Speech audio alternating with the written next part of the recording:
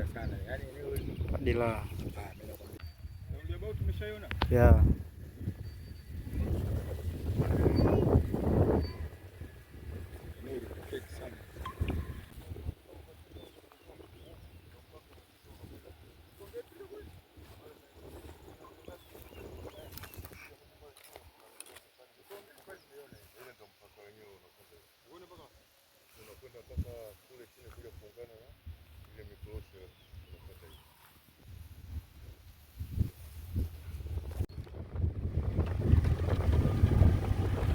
Baadaye